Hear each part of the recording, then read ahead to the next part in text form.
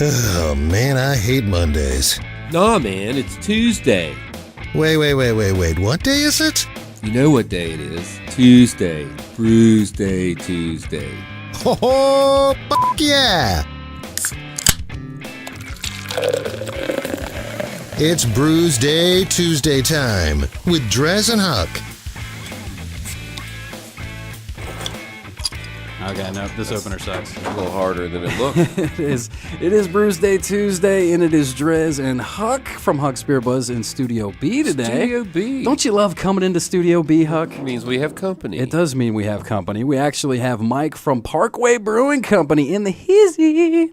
How's it going? Good. Glad to be here. I'm glad you came, and I'm glad that you did the right thing and brought a beer o'plenty to share with us. That's kind of my thing. That's what I do. Beer's where we have to be. So yeah, well, absolutely. It's rightfully so. So we're going to showcase a couple beers today that I think are fairly new over at Parkway, correct? Yeah, one of them is brand new in package. We've done some of these before in just draft releases, but the current one is Coal Miner's Daughter. It's our dry Irish stout. The Coal Miner's Daughter, which you handed me, the dry Irish so stout. DreZ has the Coal Miner's Daughter. At a and then the other one 4.5. is Moment on the Lips. It's a chocolate orange milk stout. So That's make what- sure that's everybody what I'm gets the drinking. right things. But Yeah, as long as we just like drink no, different it's all things. good. I mean, hey, beer's beer. So. Because then we found out if we drink the same things, we're just like cheerleaders. Oh, yeah, that's great. And the thing is me and Huck's palate are very similar. So basically, we just repeat ourselves You just pass the glass back and forth. of Right. what we think. But cool, man. So obviously you've been with Parkway for how long? Coming up on 2 years in March. And what exactly are you doing over there? So I'm the brewmaster and the general manager. So you're the head, you're the main man. Yeah, HMFIC. All right. Not even try. We're not going to spell that out on the radio. Let's not do that one. But cool, man. So you've been there a couple years, and so you're the headmaster over there. So I guess you're coming up with a lot of these crazy concoctions, huh? So combination myself, the Moment on the Lips is actually something that I came up with. My wife inspired me with some flavors, and off we went.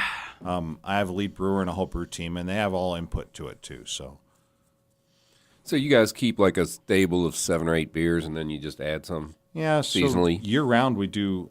So we have 3 core brands plus 2 flavored IPAs that are year round availability. And then we have 6 seasonals. We say seasonal, but only 2 months at a time. Right. And then 12 draft-only batches. And this year we'll have 3 wood-aged batches coming out. So 24 beers during the year. What kind of wood aging are you doing? Yeah, what are you doing with that? We're doing a bourbon barrel-aged Imperial Brown Ale. Nice. That'll be the fall. You had me do, at Bourbon Barrel Imperial. Okay. You had me even before then, man. Oak aged Get Bent. wood. So we came up with this really innovative way to age Get Bent on oak without taking incredible amounts of time in the fermenter. Nice. And then we have one coming out. It should be done about mid-February. It's called Red Raven. It's Raven's Roost aged in red wine barrels. Ah, the Red Raven. Cool. So yeah, you mentioned I know that the Raven's Roost is probably one of the better known ones, but I'd say probably Get Bent is Flagship. Would you say your flagship? Get Bent is a flagship. So if you've had Get Bent, that's what we're talking about, Parkway Brewing, and then of course the Majestic Mullet. Everybody loves Yeah, I that love the one. Coles. And the mullet's kind of my go-to. Yeah. Being in the industry, you can't drink huge beers all the time. Oh, you can. Just you can, but it kind of almost- messes with my palate. And, I love Get Bent, and I'm going to drink it as much as I can, but I need to be able to taste still. And, hey, 7.2% versus 5.6 for the mullet. I'm going with the mullet for the lawnmower beer in my world. There you Not go. that it's lawnmower beer. It has better flavor than lawnmower So, beer. so the Raven's Roost, is that named after the overlook on the Parkway? It is. Okay. That's, That's where it's I kind grew of- up partying there. Nice. Like Hey, 45 fits, years ago. so. Yeah. That's where we went because it's far enough away that the Rangers didn't want to drive all the way there at 2 a.m. Yep. And no cops were coming up there. So, it's far enough. We try to get it far enough away that they didn't, they'll do a loop of 10 miles. We were like 16 miles out. So Yep. it's perfect. That way, of course, then we all walked home. We Of course. Of course you did. You walked home. Yeah, you have actually to. could hang glide at home from there. Not a Have bad you tried idea. that? No, but I've seen it. Oh, nice. They used to do it off Raven Street. I think they banned it. Somebody got caught in a tree, but Yeah. And the people down the valley where they landed, you can't always determine where you're going to end up. So. Somebody's an idiot, and they take away all the Right. fun. Yeah, take away all the fun. But anyway, they had a lot of fun before they did. So Mike, you've been there for a couple years now, but do you know a lot of the history and stuff with Parkway? Can you give me the 411 on how it started and all that sort of jazz, how long it's been around? We opened in 2000. We were formed in 2012, and we opened in 2013, January. Okay. Matter of fact, our 5-year anniversary is coming up on the 27th. We have a big party going on. Sweet. It was a collaboration between two couples, the Worthingtons and the Snyders, and they came up with this idea, and they made this company. It just happened that Keno and Ryan were working at Roanoke Railhouse, and they decided they wanted to do their own thing, so they opened Parkway and built a big brew house and little tap room, and quickly outstripped the tap room. And we've grown so fast. I mean, I've been doing this for 15 years professionally, and I've never seen a brewery grow this kind of leaps and bounds just on its own. Well, it's always been a great place to go, and then they keep adding on every time they do. They make it a little better. And we pride ourselves on having great bands and a good vibe for it and a good feel for everything. My buddies Groove Escape play there all the time. Yeah. We like it when Groove Escape comes. So Yeah, Huck and I were talking about how you guys are pretty much, I mean, like I said, pretty much anytime I get out there, it's bands playing, you get the food truck and all that stuff. And you're saying 5-year anniversary of the birthday party coming up. You guys got a fun little shindig plan? What's going down for that? We do. 2 bands, nothing. It's free to come. We'll have some new beers that we've put out, some things you've never had before. Pull out some of the stuff from the library, as it will. We keep some odd things here and there, like barrel-aged Magella and stuff like that. So For we'll bring special them out. occasions. And we're also going to bring in 5 beers from 5 different breweries that have either influenced us or we feel we've influenced them since they've opened up. Cool.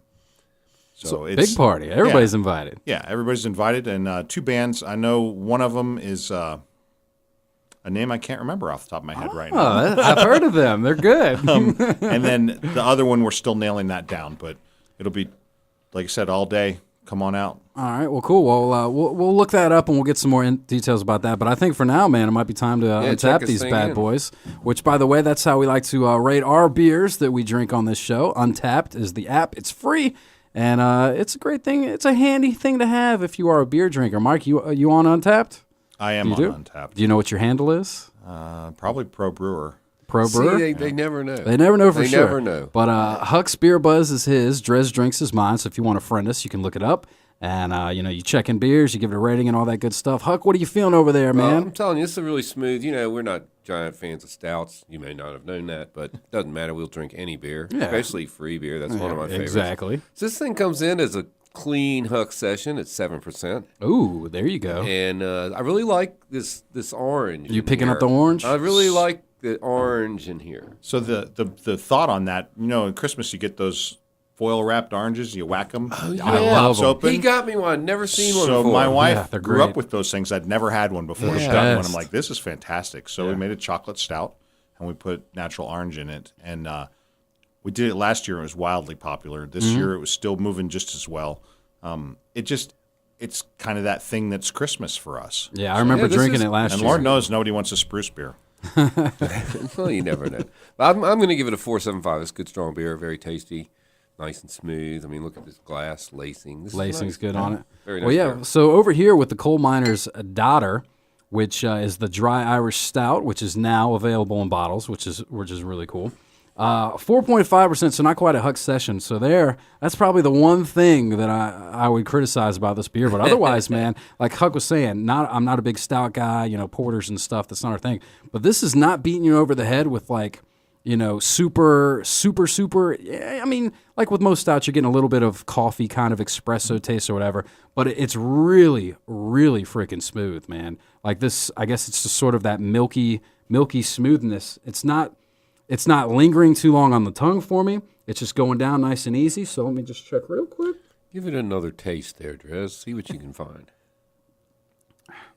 Yeah, man. I like that this is a porter, or excuse me, this is a stout that's not too stouty. Right. I think some of them are trying like too hard to be like, oh, I'm a big badass stout. No, this one's just nice and smooth. Very, very drinkable. I think I might be with you right around there with a 4.75. If it was a higher ABV, this could be a 5 stout. Yeah, in I my mean, the book. dry stout, I mean, we're within range on stylistically, and they're not supposed to be huge. They're kind of what you We drink know after you come that. in. We know that. We just don't Come care. on now. We want big beers. We like big beers. You got to do light beers. You know, the fact is that you can only sell one big beer, but you can sell 4 of the other ones, and I can get up off my bar stool when I'm done. So I guess that is a good point. I mean, you need to have a variety. I mean, there's a reason we call it a Huck session beer. You know, because you drink one and the session's done. No, they're all session beers to me. Oh yeah. Yeah. I will go to a barley wine festival. I won't remember what happened, but I will go. Well, what a great segue. Speaking of which, I think the ABVs will get knocked up a peg or two the next show? on the next segment. Actually, we're going to take a quick break. We'll play a tune, and then we're going to open up a couple ones I think that you're really going to like, Huck. Huck Session right. Beers from Parkway coming up next. right. Stick around.